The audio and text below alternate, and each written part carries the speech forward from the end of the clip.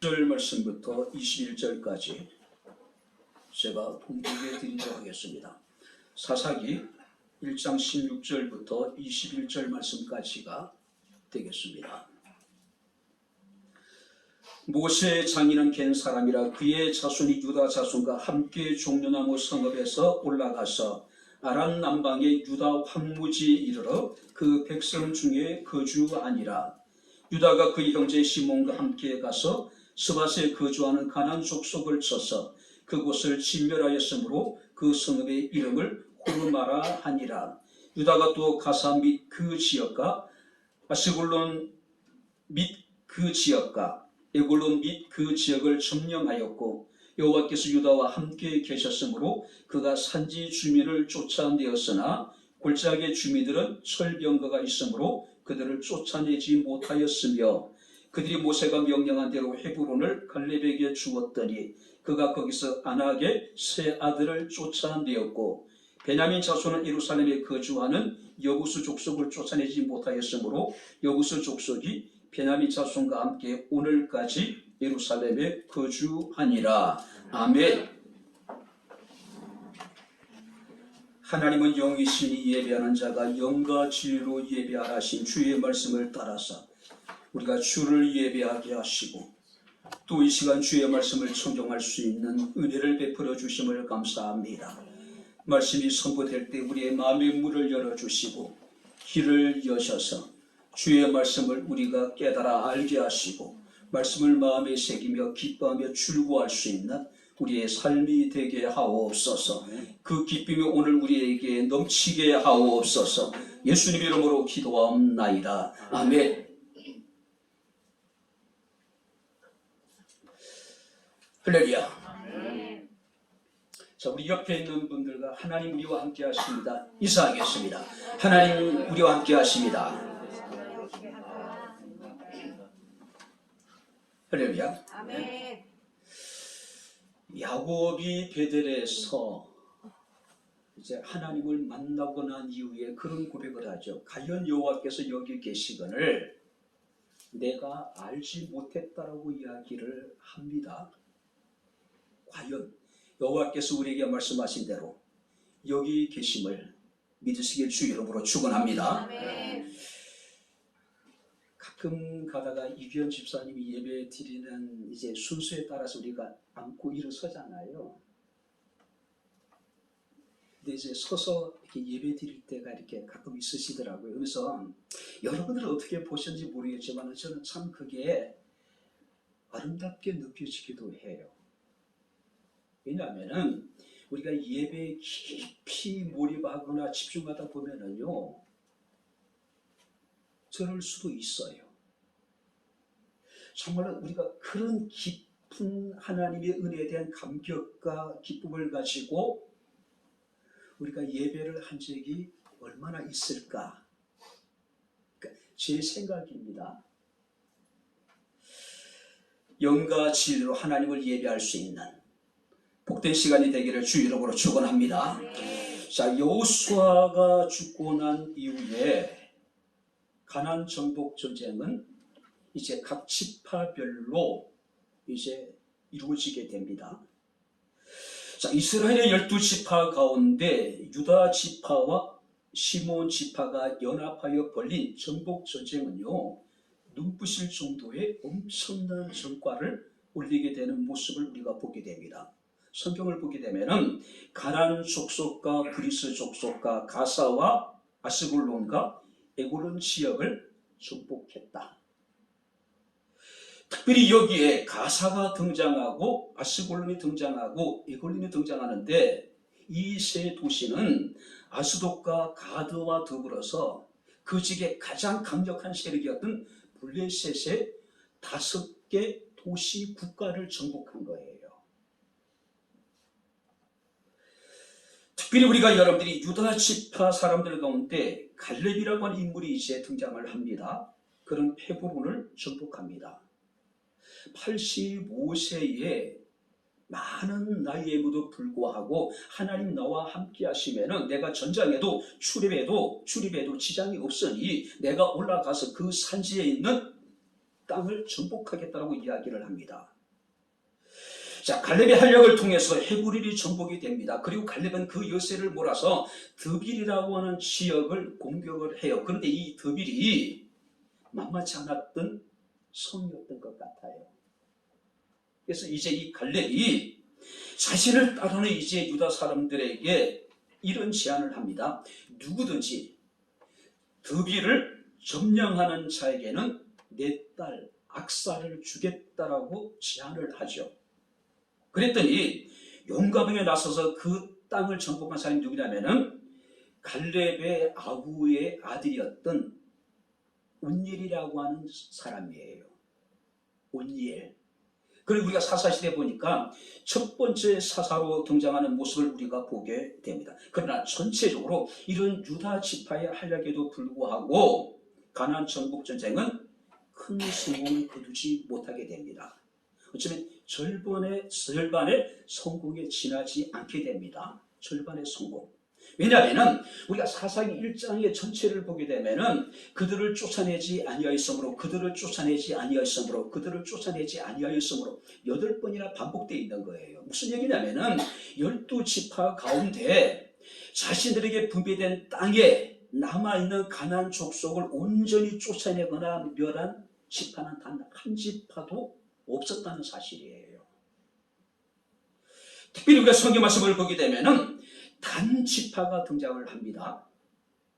근데 이 단지파는요, 아무리 사람들에게 쫓겨서 산지로 몰려요. 결국은 이 단지파는 자신들에게 분배된 땅을 포기하고 최북단에 올라가요.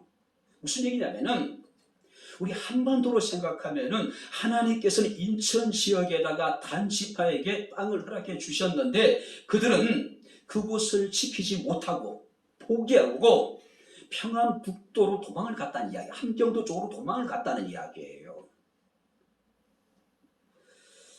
결국 여러분들이 그 남아있는 이 가나안 족속들은 이 이스라엘 백성들에게 있어서는 크나큰 고통을 주게 되고 또 그들로 인해 가지고 이스라엘 백성들은 우상 숭배에 빠지게 되고 그 결과 나중에는 주전 586년에는 바로 바벨론에 의해 가지고 유다가 멸망함으로 이스라엘 역사는 끝나버리게 됩니다. 자, 오늘 우리는 이스라엘의 성공과 실패를 한번 살펴보면서 우리가 2023년도를 우리가 이제 어떻게 살아가야 될 것인가, 우리가 경계해야 될 것이 무엇인가를 우리가 함께 살펴보면서 지금 함께 은혜를 나누도록 하겠습니다. 자, 먼저 한번 19절 말씀을 우리 다시 한번 같이 읽겠습니다. 19절 다 같이 읽겠습니다. 여호와께서 유다와 함께 계셨으므로 그가 산지 주민을 쫓아내었으나 골짜기의 주민들은 철병거가 있으므로 그들을 쫓아내지 못하였으며.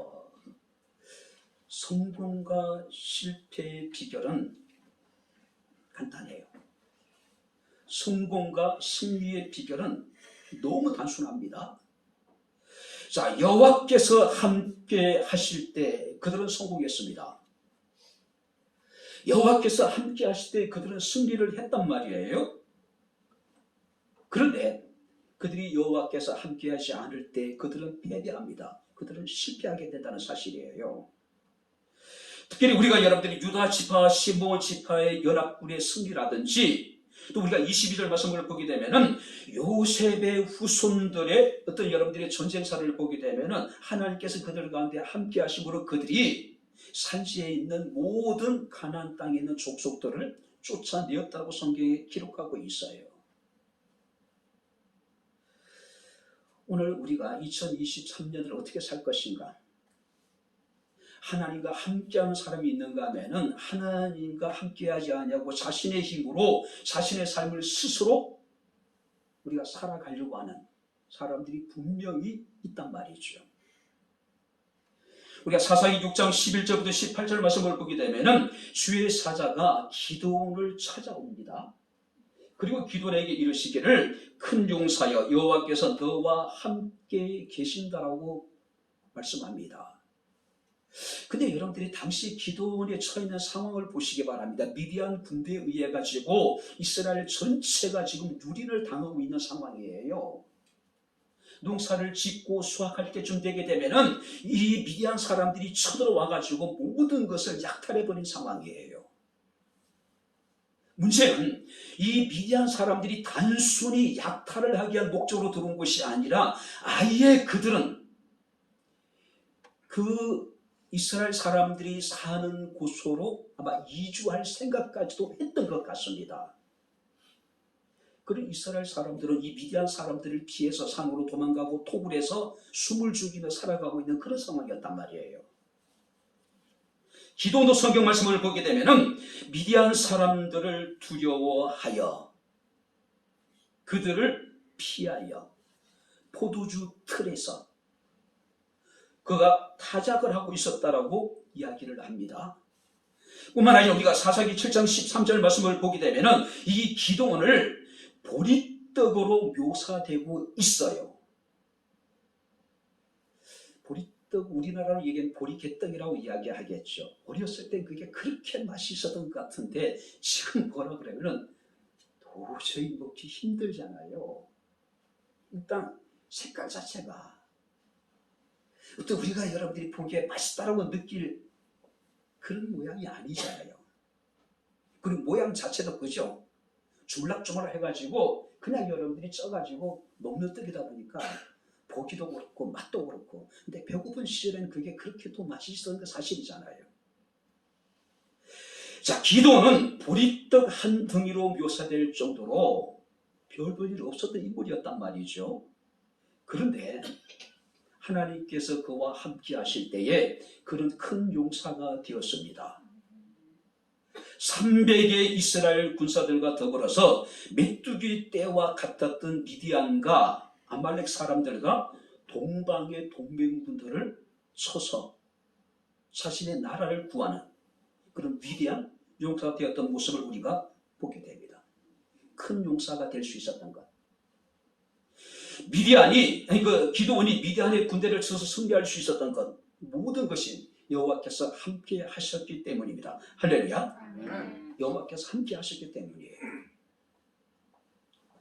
창세기 28장 말씀을 보니까 여호와께서 야곱에게 나타나셨습니다. 내가 너와 함께 있어 내가 어디로 가든지 너를 지키며 너를 이끌어 이 땅으로 돌아오게 하리라. 내가 내게 허락한 모든 것을 다 이루기까지. 한번 따라해 보시기 바랍니다. 너를 떠나지 아니하리라.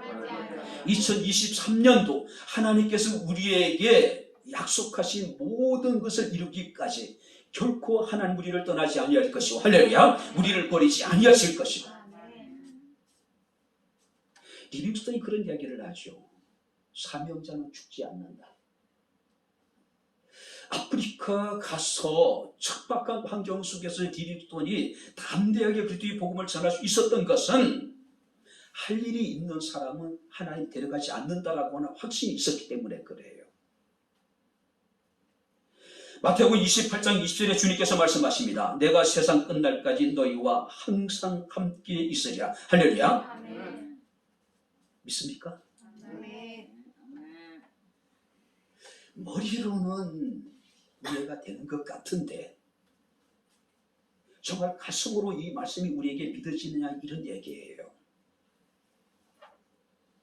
우리가 지금 하나님을 믿는다 하면서 실제 우리의 삶 속에서 우리가 하나님과 함께하는 삶을 살아가고 있느냐, 우리 스스로를 한번 스스로에게 자문자답해 보시기 바랍니다.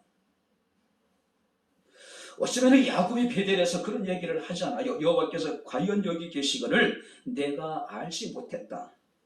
분명히 하나님께서 우리의 삶의 현장에, 하나님 우리의 가정에, 우리의 사업장에, 우리 교회 가운데 함께 계시는데 우리는 이것을 잊어버리고 살아가는 사람이 적지 않을 거예요. 아예 하나님 우리 가운데 함께 하심에도 불구하고 그것을 모르고 살아가는 사람들이 얼마나 많은지 몰라요. 그러다 보니까 문제가 생길 때마다 낙심하고 좌절하고 절망하게 되는 거죠. 우리가 기쁠 때나 슬플 때나, 내가 형통할 때나, 내가 역경 가운데 있을 때나, 내가 노래할 때나, 내가 기쁜 한숨으로 밤잠을 이루지 못할 때에도 하나님 우리가 함께 하십니다. 할렐루야. 우리의 삶이 온전히 다 무너져 내려버릴 것 같은 그런 상황 속에서도, 한치 앞을 내다볼 수 없는 절망적인 상황 속에서도 당장이라도 내가 숨막혀서 질식해버릴 것 같은 그런 상황 속에서도 하나님 우리와 함께 하십니다. 할렐루야. 우리는 지난달에 우리 교회 모습을 통해서 그것을 보았잖아요. 통일동산교회는 사람들이 망했다라고 생각을 했습니다. 통일동산교회는 망할 수밖에 없는 교회라고 생각을 했어요. 근데 하나님께서 우리 가운데 함께 하십니다. 할렐루야. 비록 어려움을 겪었지만은 아주 망하지 않게 하시고, 죽을 것 같았지만은 하나님께서 우리를 살려두셨잖아요. 그리고 지금도 주께서는 우리 교회를 통해서 하나님의 뜻을 이루어 나가시고 우리 교회를 통해 영광을 받으시고 계십니다. 할렐루야. 하나님이 우리와 함께 하실 때 우리는 어떤 상황 속에서도 승리할 수 있을 것이고 우리는 성공할 수밖에 없을 것이라고 하는 사실입니다. 우리가 이스라엘 역사를 보게 되면 그들이 하나님과 함께 할 때 그들은 대적을 쫓는 자였습니다. 그런데 하나님이 함께 하지 않을 때 그들은 쫓기는 자가 돼요. 2023년 여러분들은 어떤 사람이 되기를 원합니까? 하나님이 함께 하심으로 쫓는 사람이 있는가 하면은 하나님께서 함께 하지 아니하심으로 날마다 쫓기는 사람들이 있어요. 쫓는 자는 이기는 자입니다. 쫓는 자는 승리한 자입니다. 쫓는 자는 성공한 사람이에요. 쫓기는 사람들은 패배한 사람들입니다. 실패한 사람들이에요. 그죠? 오늘 살아계신 하나님께서 오늘도 우리와 함께 하신다. 할렐루야. 이것이 이스라엘 전체 역사를 통해서 볼 수 있는, 그들이 승리할 수 있었던, 그들이 성공할 수 있던 비결이었다는 사실이에요. 너무 단순하잖아요. 자, 그렇다면 그들이 실패했던 이유는 무엇일까요? 물론 여러분들이 우리가 실패의 원인은 한두 가지가 아닙니다. 아주 다양해요. 오늘 우리는 말씀 속에서 함께 찾아보도록 하겠습니다. 자, 먼저 다시 한번 19절 우리 다시 한번 같이 읽겠습니다. 여호와께서 유다와 함께 계셨으므로 그가 산지 주민을 쫓아내었으나 골짜기의 주민들은 철병거가 있으므로 그들을 쫓아내지 못하였다. 자, 승승장구했던 이 이스라엘 사람들이 정복전쟁에 큰 난간에 부딪히게 됩니다. 무슨 문제예요? 골짜기에 사는 사람들에게는 이스라엘 사람들이 지금까지 경험해 보지 못했던 어마무시한 무기가 있었어요. 뭡니까? 철병거예요. 자, 여기서 골짜기라고 하는 것은요, 산과 산 사이에 있는 넓은 여러분들이 평지를 말하는, 평야를 말하는 거예요. 일반적으로 우리가 전쟁을 하게 되면은 평지에서는 강한 전력을 가진 사람들이 우세하잖아요. 근데 우리가 산성을 공격하는 건 굉장히 힘듭니다. 근데 정작 이스라엘 사람들은 산에 있는 가나안 족속들은 다 쫓아냈는데 정작 산과 산세의 넓은 평지에 있는 가나안 족속들은 쫓아내지 못했대요. 왜요? 그들에게 철병거라고 하는 비장의 무기가 있었다고 하는 겁니다.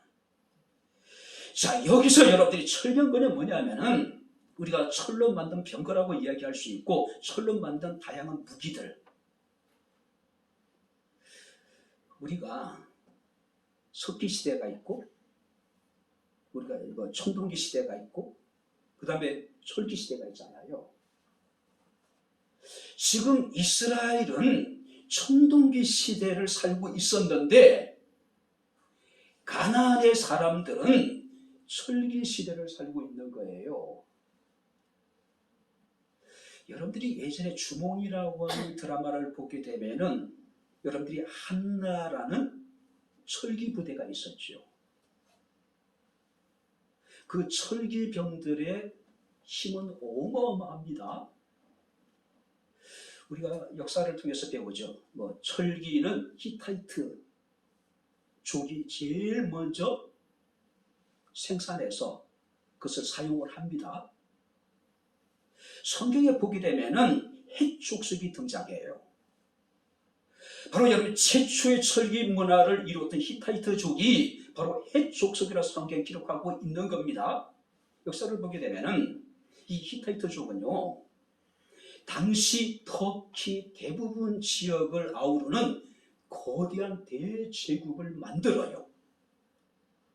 그 주변에 이집트가 있었고 그 주변에 아수르라고 나라가 있었는데 지도를 보게 되면은 히타이트 대제국이 너무 커요. 어마어마합니다. 근데 그들 가운데 일부가 가나안 땅에 이주를 해서 그곳에서 아마 뿌리를 내리고 살았던 것 같습니다. 근데 헷 족속이 가지고 있는 이 철기 문화가 가나안 땅에 있는 많은 이방 민족들에게 전해지게 돼요.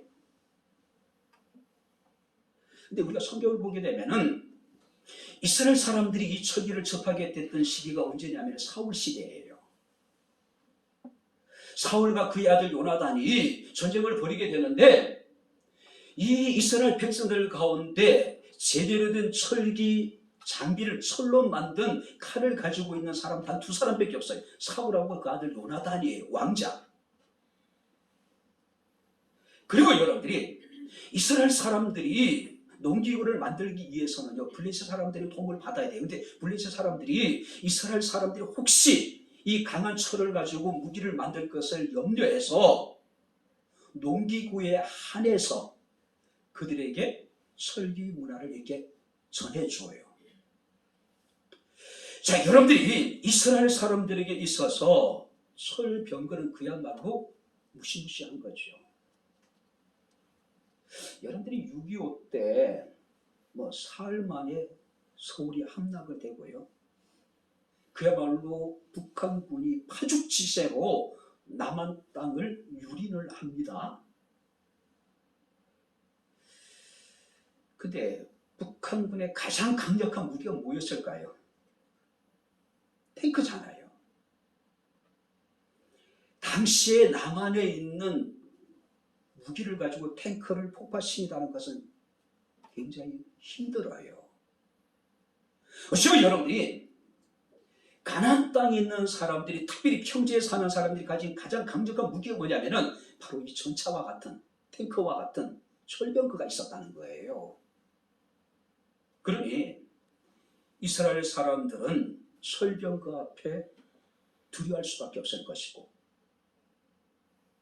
철병거 앞에 정복 전쟁을 그들이 포기할 수밖에 없었던 상황이라는 거죠.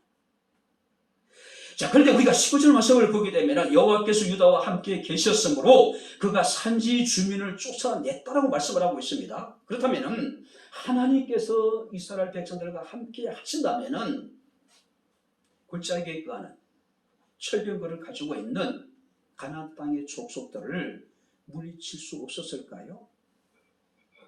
아니에요. 여러분들이 난공불락의 요새였던 여리고를 하나님께서 어떻게 무너뜨렸습니까? 그들이 거의 무혈입성하다시피 하잖아요. 하나님의 능력으로 여리고성을 하나님께서는 무너뜨리시잖아요.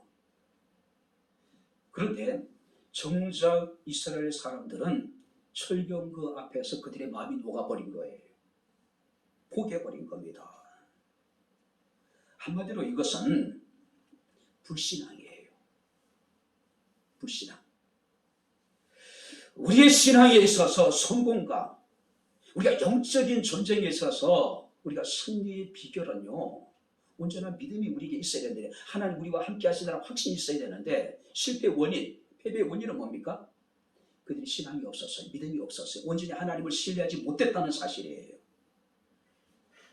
특별히 우리가 여호수아서 17장 14절부터 18절 말씀을 보게 되면은, 자, 여호수아 제사장 엘르아살이라고 하는 사람이 각 지파의 대표들과 더불어서 가나안 땅을 분배하는 작업을 합니다. 그런데 요셉의 아들들, 에브라임 지파와 므낫세 지파 사람들이 우리 땅이 작다고 이야기를 해요. 너무 작다. 자, 그랬더니 여호수아가 이 에브라임 지파, 므낫세 지파 사람들에게 너희 땅이 만약에 좁다고 생각되면은 너희가 브리스 족속과 르바인 족속의 땅을 개척해라.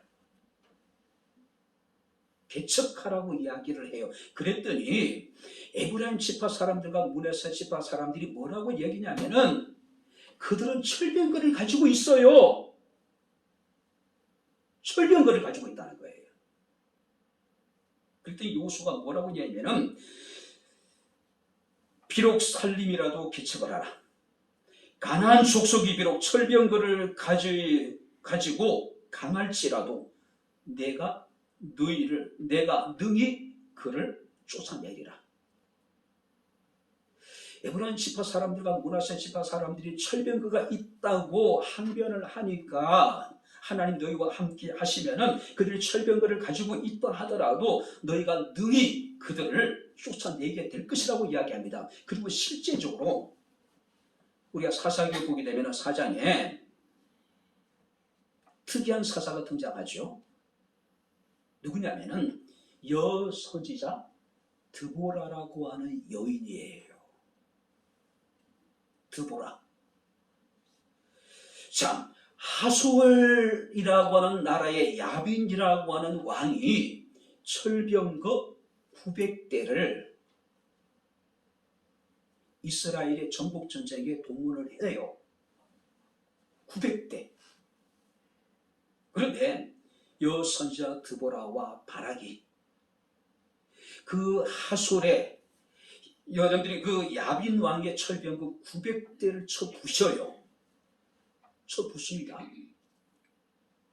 여러분들이 여호수아 시대, 여러분들이 오늘 본문의 이 시대는요, 이스라엘 백성들이 40년 동안 가나안 정복 전쟁을 통해서 그들은 그야말로 최강의 전력을 가지고 있는 상태였어요. 그러나 드보라 시대에 이스라엘이 그야말로 와치졸이었단 말이에요. 그런데 하나님이 함께 하시니 와치졸의 이스라엘 백성들이 하솔 군대의 700대 철병거를 쳐서 이겼다면은 지금 여기서 1장에 나타나 있는 이스라엘 백성들은 그야말로 이스라엘 역대 최강의 군사예요. 왜? 40년 동안 정복 전쟁을 통해서 그들은 그야말로 어느 군대보다도 강한 전투를 가지고 있는 그런 부대였단 말이에요. 근데도 그들이 평지에 있는 가나안 땅의 백성들이 철병거를 가지고 있다라고 정복 전쟁을 포기해버린 거예요. 포기해버린 거예요. 불신앙입니다. 믿지 못한 여러분들이 그 두려움이라고 우리가 이야기할 수가 있을 겁니다. 특별히 여러분 여기서 쫓아내지 못했다라고 이야기를 합니다. 능력이 없었던 것이 아니라 힘이 없었던 것이 아니라 그들이 아예 시도 자체를 하지 않았다는 거예요. 직무유기입니다. 고의적으로 자신에게 주어진 사명을 회피한 거예요. 여러분들이 우리가 불가항력적인 일이 있습니다. 내 능력 밖의 일이 있어요. 내가 아무리 노력해도 안 되는 일은 안 돼요. 그런데 아예 그들은 시도 자체를 안 해버린 거예요. 하나님이 그들이 행하는 모든 전쟁에 함께 하시고 하나님이 그들에게 늘 승리를 주셨습니다. 그런데 그들은 아예 시작을 안 해버린 거예요. 많은 사람들이 너무 쉽게 포기해버립니다. 현대그룹의 고 정주영 회장이 그런 얘기를 많이 하셨다 그러죠. 주변의 참모들이, 주변에 이제 그 사람들이 어떤 일에 대해서 힘들 거라고, 안 될 거라고. 그럼 정주영 회장이 뭐라고 얘기했다 그럽니까? 해봤어? 해보기는 했어? 해보지도 않고, 도전해보지도 않고, 포기해버린 거예요. 오늘 바로 여러분들이 이스라엘 사람들의 불신앙입니다. 믿음이 없는 그런 여러분들이 우리가 모습이라고 이야기를 합니다. 오늘 혹자는 그래서 당시 이스라엘 백성들에 대해서 그들은 힘이 있고 능력이 있음에도 불구하고 스스로 두려움에 사로잡혀서 시도조차도 하지 않았다라고 주장하기도 합니다. 가나안 정복전쟁은요, 단순한 정복전쟁이 아닙니다. 하나님의 심판의 차원에서 이루어진 전쟁이었단 말이에요. 그런데 하나님은 그들을 가나안 땅을 심판하는 도구로 사용했는데 그들이 아예 도구로서의 역할과 사명을 하지 않았다는 거죠. 불신앙. 가나안 정복전쟁은요, 무기가 문제가 아니라 믿음의 전쟁입니다. 믿음의 문제였어요. 그죠? 두 번째 말씀을 보시기 바랍니다. 자, 21절을 우리 같이 읽겠습니다. 베냐민 자손은 예루살렘에 거주하는 여부수 족속을 쫓아내지 못하였으므로 여부수 족속이 베냐민 자손과 함께 오늘까지 예루살렘에 거주하니라. 굉장히 안일한 태도를 가졌습니다. 첫 번째가 불신앙이었다면 두 번째는 뭐냐면은 안일함이에요. 안일함. 우리가 오늘 8절 말씀을 보니까 유다 자손이 예루살렘을 쳐서 점령하여 칼날로 치고 그 성을 불살랐다고 이야기합니다. 그런데 정작 그 땅은 베냐민 지파가 분배를 받아요. 유다 지파가 가서 정복하고 불살른 그 예루살렘을, 여부서를 베냐민 지파가 분배를 받습니다. 그러다 보면 자연스럽게 유다 지파 사람들은 예루살렘에서 철수할 수밖에 없겠죠. 그리고 이제 베냐민 지파 사람들이 그곳에 들어가서 정착을 하기 시작을 합니다. 그런데 다 죽을 것 같은 이 여부수 사람들이요, 스물스물 기어나오기 시작하는 겁니다. 분명히 유다 지파에서 완전히 정복됐는데 시간이 지남에 따라서 이 여부수 사람들이요, 서서히 다시 일어나기 시작을 하는 겁니다. 그래서 성경을 말씀하니까 이 베냐민 지파 사람들이 그들을 쫓아내지 않았대요. 오히려 그들과 함께 거주했대요. 아예 여부수 사람들이 베냐민 지파와 더불어서 함께 그냥 동거해버린 거예요. 같은 성에서. 그죠? 오늘까지. 자, 왜 이런 일이 벌어졌을까요? 베냐민 지파 사람들 입장에 보니까 여부수 사람들이 지금 너무 미약해. 강하지 않아요. 굳이 그들을 경계할 가치조차도 없어요. 보잘것 없었단 말이에요. 왜냐하면 유다 지파가 완전히 박살이 난 상태였기 때문에. 인간적으로 저렇게 힘이 없고 약한 사람들을 굳이 우리가 다 쫓아내야 돼? 다 죽여야 돼? 자, 인간적으로 여러분 그런 생각 들지 않아요? 특별히 여러분들이 혹시 저들을 우리와 더불어 살면서 우리가 저들을 부린다면, 우리의 종으로, 우리의 노예로 삼는다면 우리에게 얼마만큼 도움이 될 수 있을까? 좋잖아요. 그죠? 너무 안일한 거예요. 이것은 이스라엘의 전체 역사를 통해서도 계속 반복되는 사건입니다. 사울 왕이 아말렉의 모든 것들을 다 진멸하라고 해요. 근데 사울 왕이 다 진멸하지 않아요. 그 아말렉의 잔당들이 나중에는요, 우리가 에스더서를 보게 되면은 하만이라고 하는 인물이 등장해요. 아말렉 왕 아각의 후손이에요. 그들이 결국 이스라엘 전체를, 바벨론에 있는 이스라엘 사람들을 죽이려고 하잖아요. 그러니까 죽여야 될 때 죽이지 않고, 버려야 될 때 버리지 않고, 쫓아낼 때 쫓아내지 않으면 그것들이 나중에 우리에게 가시가 되고 올무가 된다는 이야기예요. 문제가 된다는 이야기예요. 지나친 안일함입니다. 우습게 본 거예요. 하나님 가나안 땅에 있는 모든 백성들을 진멸하고 쫓아내라는 것은 심판의 차원에서 하나님이 명하신 것인데, 그들은 인간적으로 너무나도 안일하게 생각한 거예요. 약할 대로 약해져 있고 박살이 나 있는데 아니 그들과 우리가 함께 더불어 그냥 사이좋게 지내면 되지 뭘 굳이. 그죠? 쉽게 얘기하면 좋은 게 좋은 거죠. 이것만큼 위험한 것도 없습니다. 신앙생활하면서 우리가 온전히 버려야 될 것인데 주게 될 것이 있는데 우리는 어때요? 아니, 좋은 게 좋은 거라고. 그게 은혜라고 이야기해요. 은혜라고 이야기해요. 또 다른 문제가 있습니다. 세 번째 뭐냐면은 28절을 한번 볼까요? 28절을 한번 같이 보시기 바랍니다. 이스라엘이 강성한 후에야 가나안 족속에게 노역을 시켰고 다 쫓아내지 아니하였더라. 인간적인 탐욕입니다. 탐욕이에요. 자, 다시 읽어드리겠습니다. 이스라엘이 강성한 후에 가나안 족속에게 노역을 시켰고 다 쫓아내지 않았다. 이스라엘이 강성한 후, 여기 보세요. 강성한 후라고 하는 것은 정확히 어느 때인지는 우리가 분명치 않습니다. 그런데 확실한 것은 그들이 강했기 때문에 가나안 땅에 있는 모든 가나안 족속들을 다 쫓아내고 진멸할 수 있는 능력이 있었고 힘이 있었음에도 불구하고 그들이 쫓아내지 않았대요. 그리고 뭘 시킵니까? 가나안 사람에게 노역을 시키고 노역을 시켰대요.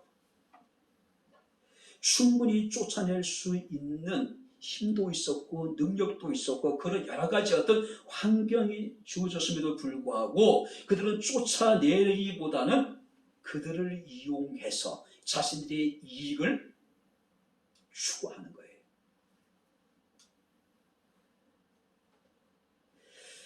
그들을 쫓아내려고 하는, 그들을 진멸하라고 하는 하나님의 명령보다는 가나안에 남아있는 사람들을 통해서 그들을 얻는 유익을 더 가치 있는 것으로 여긴 거예요.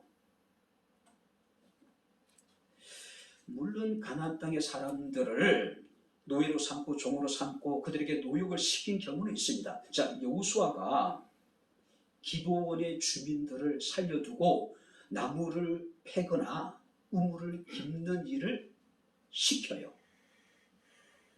솔로몬도 여러분들이 가나안 땅의 이방 민족을 통해서 자신의 어떤 성전을 건축하거나 또 여러분들이 왕궁을 건축할 때 그들을 사용하기도 합니다. 그러나 하나님의 뜻은 뭡니까? 그들을 이용해서 너에게 유익을 얻으란 이야기 아니고 쫓아내라는 거죠. 진멸하라는 거죠. 특별히 여러분들이 여기서 문제가 있는 것은요, 그 남아있는 자들이 이스라엘 사람들을 유혹하고 그들이 이스라엘 백성들 하여금 우상 숭배를 하게 만들고 그들이 나중에는 강성하여져서 오히려 이스라엘을 고통스럽게 만들어요. 그것이 사사기 시대예요. 다 죽여야 되는, 쫓아내야 되는데 죽이지 않고 쫓아내지 않으니까 그것들이 오히려 더 강성해서 이스라엘 사람들을 쫓아내고 이스라엘 사람들을 죽이는 일이 벌어지기 시작하는 겁니다. 문제는 므낫세 사람들이 그랬고 스불론 사람들이 그랬고 에브라임 사람들이 그랬고 납달리 아세 단지파 사람들이 다 똑같았어요. 특별히 여러분들이 이 이스라엘 백성들은 유목민족이죠. 목축을 주로 합니다. 그런데 그들이 가나안 땅에 돌아와서는 그들이 이제 그것에 정착을 하게 됩니다. 유목 문화에서 농경 문화로 대전환이 이루어지는 시기예요. 근데 그들은 농사의 경험이 없어요. 기술이 없어요. 그죠? 근데 가나안 땅의 사람들은 그곳에 오랫동안 400년 이상 그곳에 뿌리를 내리고 농사를 지어왔단 말이죠. 그럼 이스라엘 사람들은 그들이 필요한 거예요. 농사를 지는데 그들이 필요하다고 생각한 겁니다. 필요하다고 생각하는 거예요. 그리고 풍요와 또 농사를 지음에 있어 가장 필요한 노동력을 제공해 주는 자손을 많이 낳게 해주는 다산의 신인 바알과 아세라를 그들이 섬길 수밖에 없었던 거죠. 오늘 그런 측면에 봐서는요, 그들의 탐욕입니다. 자, 이런 관점에서 우리가 철병거를 다시 한번 봐야 됩니다. 자, 그렇다면은 정말로 철병거가 두려워서 그들이 전복전쟁을 포기했을까? 누구 말대로 아예 그들은 시도 자체를 안 했다는 얘기는 무슨 얘기일까요? 단지 철병거가 두려웠기 때문이 아니라 또 다른 의도가 있었을 것이라고 하는 합리적인 의심을 하게 만들어요. 그 의심이 뭘까요? 설기 문화는 당시 최고의 신문화예요. 구석기, 신석기, 청동시대를 살아왔던 이 이스라엘 사람들에게 그 철기 문화는 그야말로 신세계예요. 그럼 여러분들이 어떤 생각을 하게 될까요? 저를 다 쫓아내고 진멸하기보다는 저들이 가지고 있는 철기, 그들이 가지고 있는 철기의 문화와 문명을 우리가 다 아는 어떨까? 저걸 우리의 소유로 만들면 어떨까? 충분히 여러분들이 합리적으로 의심해 줄 수 있지 않을까요? 저 그렇게 생각해요. 그죠? 단지 무서운 것이 아니라 그들이 가지고 있는 그 어마어마한 신무기, 신문명, 신문화가 부러운 거예요. 그래서 함께 살면서 우리가 그것을 우리 것으로 만들자. 그죠? 특별히 성경 말씀 보니까 쫓아내지 않았다, 쫓아내지 못했다고 얘기합니다. 자, 쫓아내지 못했다는 이야기는 어떤 의미일까요? 철병거의 그 엄청난 힘 앞에 그들이 포기했다는 의미라기보다는 철병거가 가지고 있는 엄청난 그 힘, 또 철병 가지고 있는 그 가치, 우리가 가나안 땅에 우리가 이제 살다 보면 이걸 정착해야 되는데 우리도 이제 외부로부터 많은 대적으로부터 침략을 받게 될 텐데, 야, 저 철병거가 있으면은 우리가 우리의 땅을, 우리의 집을, 우리의 나라를 보여줄 수 있지 않을까? 그랬던 거예요. 그렇죠? 그러니 우리가 진멸하기보다는, 쫓아내기보다는 우리 것으로 만들자. 그렇죠?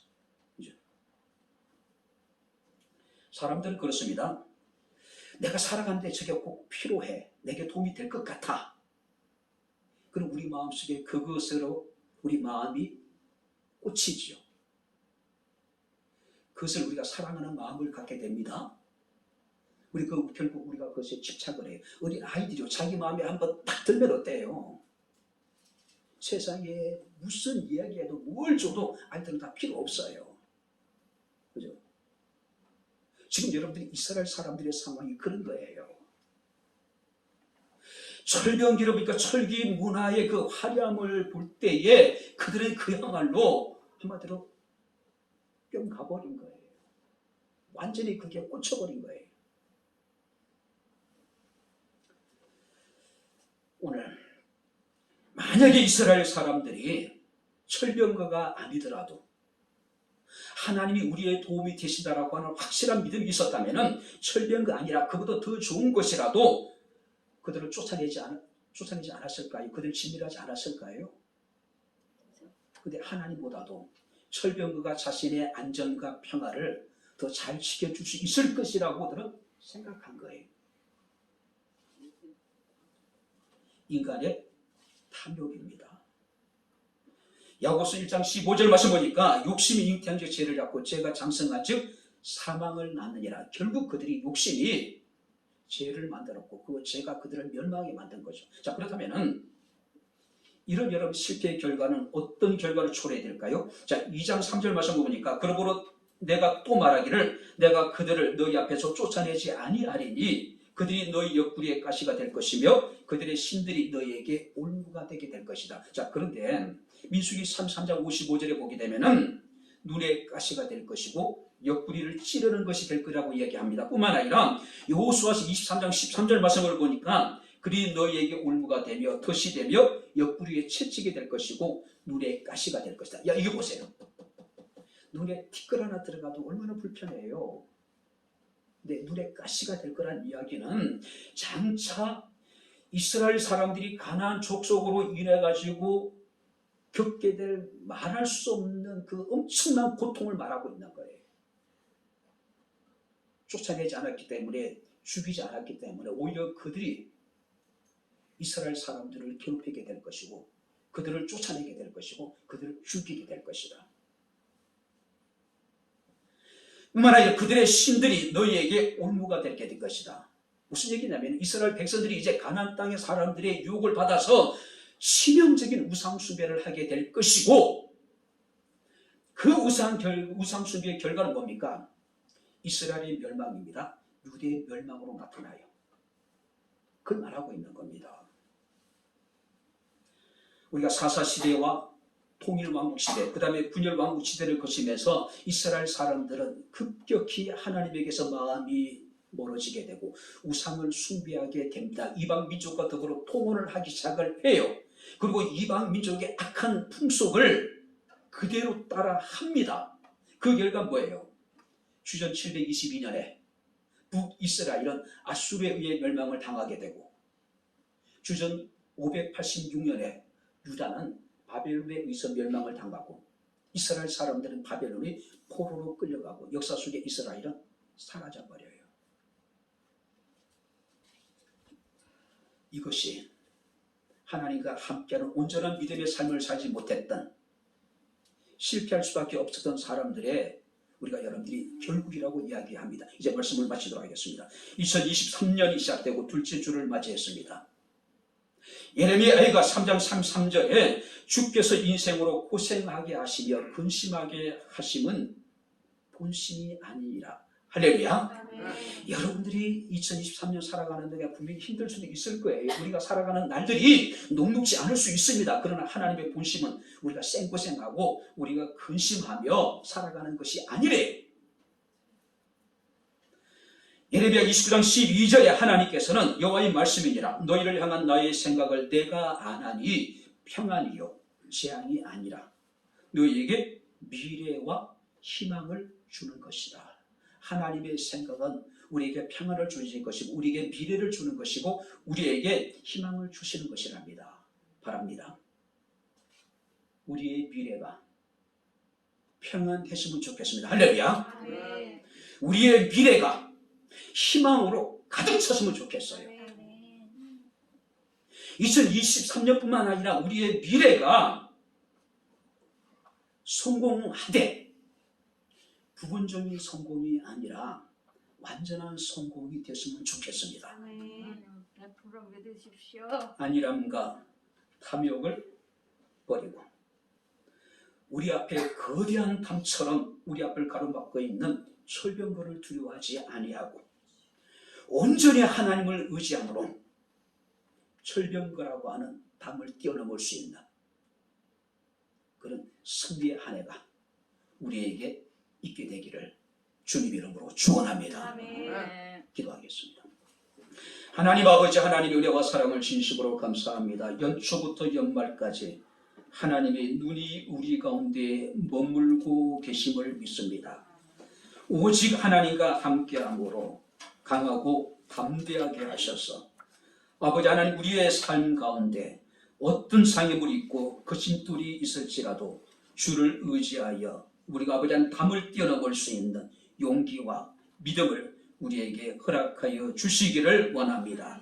아버지 부분적인 성공이 아니라 절반의 성공과 절반의 실패가 아니라 하나님을 힘입어서 주의 능력을 의지하여 온전한 승리를 할 수 있는 우리의 삶이 되게 하옵소서. 예수님 이름으로 기도합나이다. 아멘. 이제는 우리 주 예수 그리스도의 은혜와 하나님의 크신 사랑과 성령님의 교통 교제의 충만 역사 인도하심이 살아계신 하나님을 영과 진리로 예배한 주의 사랑하는 모든 성도들 머리머리 위에 저들의 가정과 직장과 사업장과 이 교회와 이 나라 이 민족 위에 지금부터 영원토록 함께 있을지어다. 아멘.